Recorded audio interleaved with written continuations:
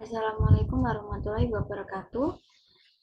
Perkenalkan, nama saya Sunatul Ainia dari Fakultas Universitas Jember, Fakultas Farmasi, Program Studi Apoteker. Di sini saya akan mempresentasikan terkait usaha apotek dari bisnis kefarmasian. Yang saya presentasikan ini dari kuliah tamu Apoteker Herlambang Indra yang beralamat di Purwokerto dan berpendidik alumni dari Universitas Jember. Beliau berpengalaman kerja sebagai bekerja sama dengan BPF untuk bagian industri dan pernah membuka usaha apotek Gita Putra Purlangga dari tahun 2002 sampai saat ini. Adapun yang akan dibahas terkait usaha apotek itu sendiri yaitu bagaimana peran apoteker di apotek, apa saja sih jenis pekerjaan apoteker, kemudian distribusi dan pelayanan, kemudian hal yang harus disiapkan saat membuka apotek, serta analisis SWOT. Ini adalah peran apoteker di apotek. Dari peran apoteker ini, kita sebagai apoteker itu sangat bermanfaat untuk mengaplikasikan ilmunya kepada pasien, yaitu mengenai pelayanan, asesmen, edukasi ke pasien. Perlu banyak membaca juga untuk kita sebagai apoteker dan harus berani. Karena kenapa? Saat kita di PBF, ilmu yang kita geluti itu hanya tentang administrasi. Sehingga waktu lulus tidak berani menghadapi pasien. Hal tersebut akan membantu kita dan ketika kita berdiskusi dengan sejawat seperti perawat dan dokter, serta kebenaran yang diperlukan untuk membuka peluang usaha. Karena dengan kita berdiskusi kepada perawat, kita akan melatih cara berkomunikasi yang baik. Gimana dan kita dapat melatihnya ke komunikasi kepada pasien sehingga pasien tersebut percaya kepada informasi yang kita berikan terkait obat dan keluhan-keluhan pasien yang lainnya. Kemudian jenis pekerjaan apoteker itu bisa di industri, meliputi ada industri kimia atau herbal, makanan atau minuman, dan industri kosmetik. Selanjutnya yaitu di PBF, pedagang besar farmasi atau alat kesehatan, kemudian pelayanan apotek, klinik, puskesmas atau rumah sakit. Kemudian pendidikan bisa jadi guru atau dosen, pemerintah Dinkes, BPOM, gudang farmasi, dan juga bisa apoteker di bidang kemiliteran. Selanjutnya yaitu mengenai distribusi dan pelayanan. Distribusi itu sendiri yaitu suatu kegiatan pemasaran yang dilakukan oleh distributor, pemasaran yang dilakukan oleh distributor atau perantara untuk menyampaikan barang atau jasa dari produsen ke konsumen. Jadi mulai dari distribusi pabrik, didistribusikan ke BBF, kemudian BBF akan didistribusikan ke rumah sakit, apotek, dan pelayanan lainnya.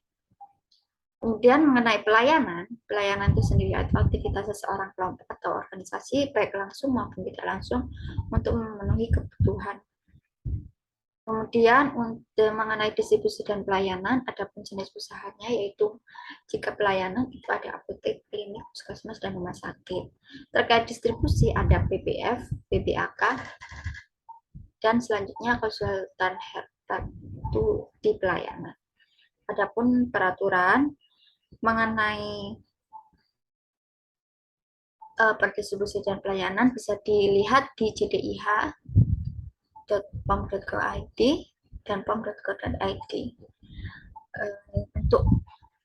Untuk permasalahan terhadap distribusi dan pelayanan yang berkaitan dengan kenyataan itu bisa diambil contoh seperti apotek satu tidak boleh melayani ke apotek lain karena melanggar pendistribusian obat. Hal tersebut itu dari kenyataannya, dari aplikasinya, padahal apotek yang baru itu bisa tidak bisa mengadakan obat dari BPF karena untuk meminimalisir keuangan dan pengadaan serta kerugian, apotek baru itu terkadang hanya memesan ke apotek lain untuk pemesanan obatnya sedikit agar bisa di-manage terkait pengadaannya. Nah, itu merupakan salah satu contoh yang pengaplikasiannya tidak sesuai dengan peraturannya. Kemudian untuk penyiapan buka apotek, kita harus mengetahui terkait lokasinya, terkait modalnya, sarana, dan prasarananya. Adapun lokasinya, itu kita harus menganalisis di sekitar apotek itu ada apa saja. Apakah ada Alfamart, Indomaret, atau tidaknya Pegadaian, dan juga pesaing. Karena menurut apoteker Herlambang, beliau mengatakan bahwa adapun pesaing di apotek kita itu bukan menjadi suatu down-nya kita atau tidak semangatnya kita atau putus asanya kita, karena pesaing itu sendiri merupakan sebuah tantangan bagi kita bagaimana sih cara mengembangkan inovasi atau memunculkan inovasi terbaru yang berbeda dari apotek-apotek lain agar apotek itu sering dikunjungi pasien begitu. Kita juga harus terkait lokasi, kita juga harus melihat pasar ya. Kemudian untuk modal dapat dilakukan sendiri atau kerjasama. Untuk modal yang sedikit itu bisa kita nampil atau beli ke apotek lain sedikit demi sedikit tapi lengkap. Dan dalam proses tersebut kita dapat mengevaluasi obat yang mana saja sih yang sering dibeli dan dibutuhkan pada pasien di sekitar apotek kita. Kemudian untuk sarana dan prasarana itu ada yang milik sendiri itu sekitar 20-30 juta untuk bangunannya, ataupun sewa itu juga bisa kita perlu kesepakatan. Jadi ketika ngontrak bisa share profit 50% banding 50% atau bisa omset atau harga beli. Itu karena kalau kerjasama itu tergantung dari kesepakatan bersama. Jadi untuk share profitnya ini tidak harus 50%, tapi juga tergantung kesepakatan yang kita, keputusan yang kita sepakati. Kemudian untuk prasarananya, sarana dan prasarannya itu ada peralatan diantaranya papan nama, lemari, komputer, aplikasi. Nah, untuk aplikasi ini itu sangat berguna untuk mengetahui omset, laba, resep masuk, kunjungan pasien, misal barang ED atau barang kosong. Nah, bisa digunakan mesin aplikasi yang lengkap fiturnya agar memudahkan kita dalam mengeceknya. Kemudian perlengkapan ada ATK, wadah, pengemasan. Nah, berikut ini merupakan analisa SWOT. Dari SWOT sendiri, apa sih SWOT itu? Metode analisis perencanaan strategis untuk monitor dan evaluasi lingkungan perusahaan, baik internal dan eksternal untuk capai tujuan bisnis. Dari internal itu sendiri ada strengths dan opportunities. Strengths itu sendiri contohnya yaitu misal sumber daya manusianya kita seperti TTK atau apotekernya itu sangat berkompeten.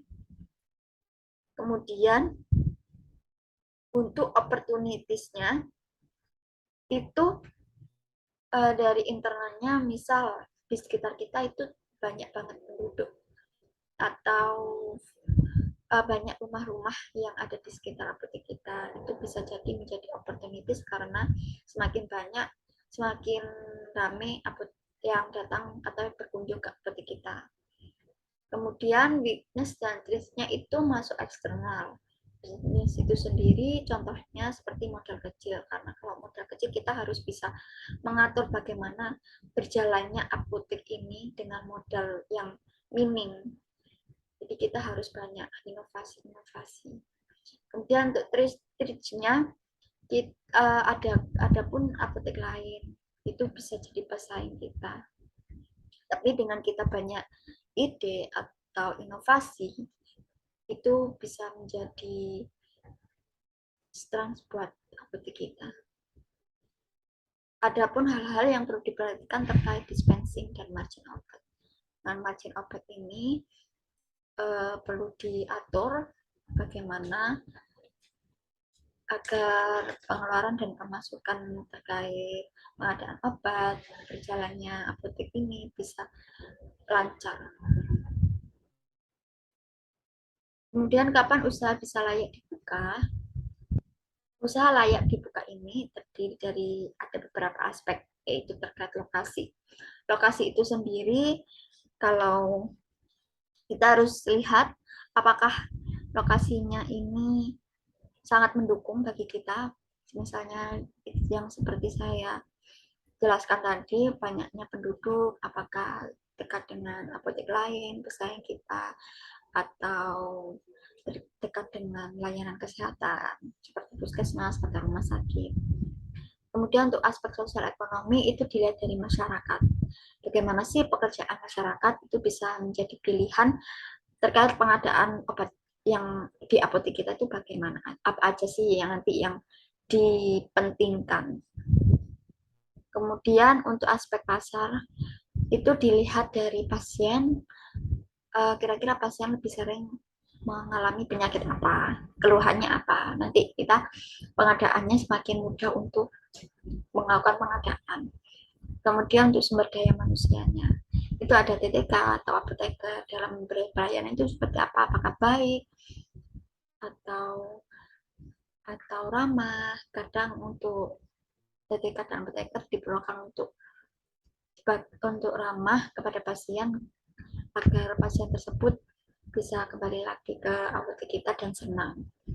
Kemudian untuk aspek hukum, teknis, teknologi, dan aspek manajemen keuangan itu sangat penting juga, karena hukum agar kita tahu hal-hal apa saja sih yang berlaku, hal apa saja sih yang melanggar hukum. Kemudian untuk teknik teknologi diperlukan aplikasi untuk memudahkan kita. Kemudian aspek manajemen keuangan ada BEP, PP, ROI, dan PKP. BEP itu sendiri adalah posisi ketika laba, dan PP itu jangka waktu yang diperlukan untuk mengembalikan modal dari laba bersih, dan ROI itu ROI lebih besar dari deposito. ROI harus lebih besar, laba kita lebih besar dari modal kita. Atau BKP, pengusaha kena pajak. Kewajiban pajak bertambah dan menghitungnya lebih rumit. Kalau sudah gitu, omsetnya dipecah dan menjadi NPWP lain. Dari studi kelayakan apotek, itu ada profitable, yaitu keuntungan dan laba bersih. Itu memberikan hasil yang dapat memberikan profit, yaitu biaya lebih kecil daripada hasil. Kemudian untuk menjadi berbeda dan mengerti teknologi, membuat pelanggan bertambah dan loyal, seperti kerjasama dengan Halodoc atau aplikasi lain yang bisa meramaikan apotek kita. Terima kasih. Kemudian ada pun pesan-pesan sebelum saya akhiri, yaitu Bapak pesan-pesan yang disampaikan kepada Bapak apoteker Herlambang itu, kita perlu branding dulu kalau kita ada di situ. Yang kedua itu semangat dan terus aja berjalan apotek kita, jangan sampai berhenti di tengah jalan. Kemudian marginnya minimal 50-300%. Kemudian kekurangan kita yaitu dilihat kalau ada apotek baru yang buka, itu jangan patah semangat atau putus asa, karena menurut apoteker Herlambang, ya apotek pasti punya rezekinya masing-masing. Sekian dan terima kasih atas perhatiannya. Assalamualaikum warahmatullahi wabarakatuh. Kalau ada salah kata, mohon maaf.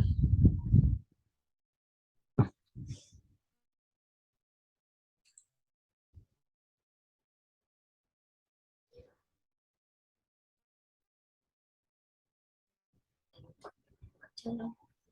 Tulis tadi.